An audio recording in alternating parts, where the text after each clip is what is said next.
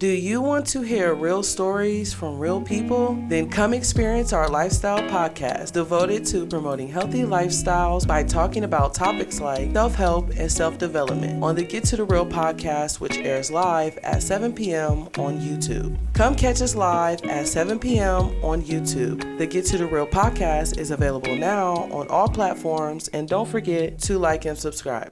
What's up, everybody? Welcome to the first episode of Get to the Real podcast, the show that unshackles your mind and uncovers new truths. Okay. I'm your host, Velvet Vibez with a Z. In today's episode, we'll be diving into the topic of making tough decisions. We've all been there, faced with a choice that significantly impacted our lives. It's never easy, but sometimes it's necessary for our growth and development.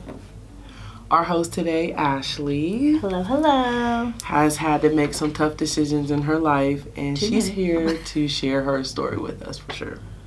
Thank you, Ashley, for joining us. And Thank you. Can you tell us about a time when you had to make a tough decision?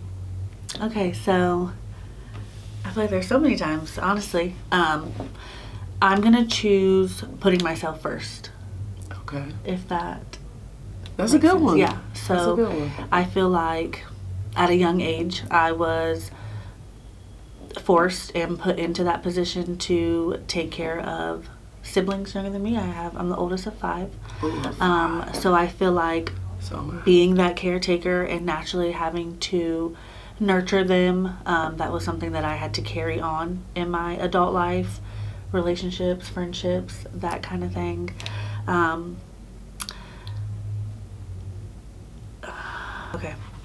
So just having to do for other people now that I'm at an age and I'm in relationships, it was just easier for me to put myself on the back burner. Yeah. I feel like as long as I'm doing for somebody else and making sure that they're happy, genuinely, like, that made me feel good because it was just something that I've always done, like, my whole life. So having to take a step back and put me first, I feel selfish. I feel like I'll be letting someone down, like, if I put myself first. It's definitely something that I battle all the time, every day. So I feel like it's not even just a decision that, like, I'm making just at this one time. It's a constant decision. So yeah, I honestly just think that putting myself first, like, I'm not sure if anybody else feels that way or battles with that as far as being that strong person that is there for everybody and drops anything and everything. So I'm still working on it, still learning how to put myself first, but I'm definitely able to take a step back and it's easier for me. So I'm working on it. Yeah, I need to put myself first. I'm working on it. Definitely. I like that approach. I definitely think that self-love is not selfish. I think that it is a decision to be made to step back from someone else's life and nurture your own.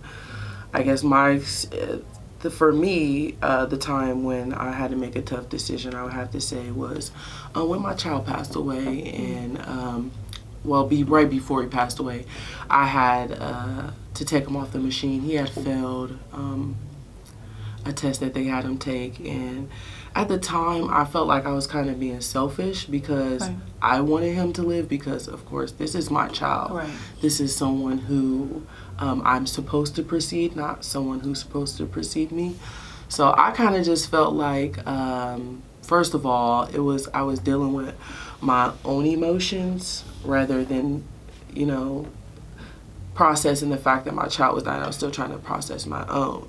Right. And for me, I felt like I shouldn't have that much power, because I felt like, who am I to determine if he does or doesn't pass away? Like, this is something that God, he writes to people. Right. You know what I mean? It's your birthright to pass away in your time, when it's due time. So I felt like when you're doing it, taking him off the ventilator, like, that's me kind of putting it in my hands.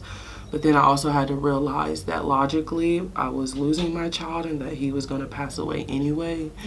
And whether I chose to take him off the machine or not, that eventually he was going to pass away. But I think that my decision felt tougher because it affected more than just me. Absolutely. I have 2 other children, one who is 4 and one who is 15, and at the time they were both like maybe 11 and my baby was 1. And so I have this young child and then I have an older child, so I have one who understands what's going on and I have one who doesn't. And for me, I felt like it was tough because it also affected my family. You know, losing a child obviously is never easy for the parent, but just having to explain that to everyone else, you know, about the situation was definitely tough for me because we were all very connected. So I think I had to learn throughout the process, and this 4 years since he has passed away, that I can't control a certain situation, and that I don't need to carry survivor's guilt anymore because I wasn't the cause of it. You know what I'm saying? I just was a person who dealt with the aftermath of the situation. But I also feel like that he's in a better place because I'm a very spiritual person. So I feel like he was born at 28 weeks, so he's very early. He had a lot of problems and that he didn't have to deal with that anymore. So I felt like it was a tough decision, but it was easier knowing that he had been through all that. And with that being said, I just felt like sometimes when we're making these tough decisions, we don't only have to think about ourselves, and we probably don't only think about ourselves, but we also think about other people, but we also should include ourselves and not exclude ourselves when we're talking about a conversation when we're making tough decisions that pertain to your circle and not just, so to speak, you know, yourself.